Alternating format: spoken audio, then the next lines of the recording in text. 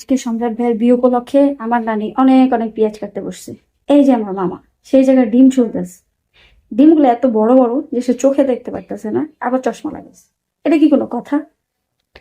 এই যে আমার ছোট আন্টি সেই জায়গায় ডাল বাগার দিতেছে, মুগ ডাল দিয়া মাছের মাথা দিয়া মুড়ি ঘন্ট। কিন্তু কিন্তু কিন্তু মুড়ি ঘন্টতে কোনো মুড়ি নাই। এখন আমার কথা হইলো, মুড়ি ছাড়া মুড়ি ঘন্ট কেমনে হইলো? আমি তো এটাই বুঝতেছি না।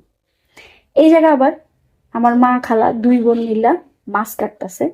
যেহেতু বিয়ার মাছ, স্বাভাবিকভাবে মাছটা অনেক বড়, আর বটি রইতেছে বাসার রেগুলার বটি। এই কারণে মাছ একদিকে, বটি আরেক দিকে দৌড় দেয়।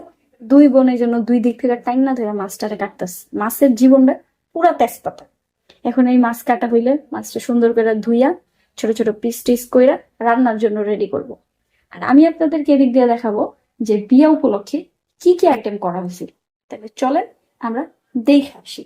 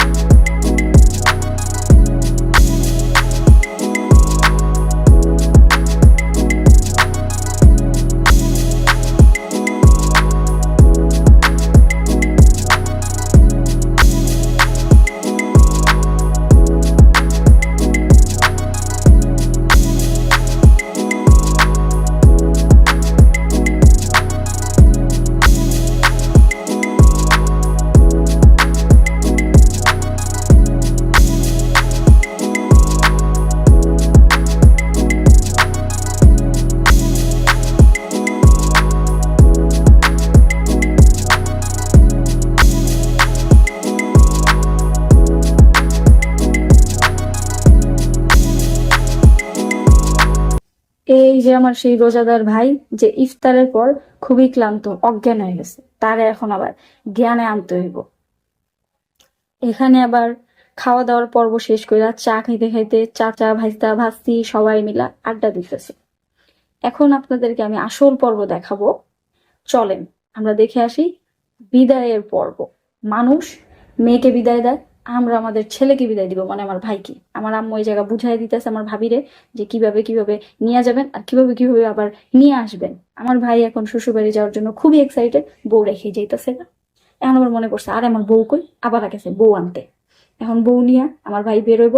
আর দেখেন ঠিক বউয়ের পিছনে আমার খালা, মানে গুড্ডু ফ্যামিলির ওনার, যে অনেক অনেক অনেক অনেক অনেক কাজ করছে, এই জন্য তার গলা ভেঙেছে, এই জন্য তার পিছন থেকে ভয়েস ওভারটা আমি দিলাম।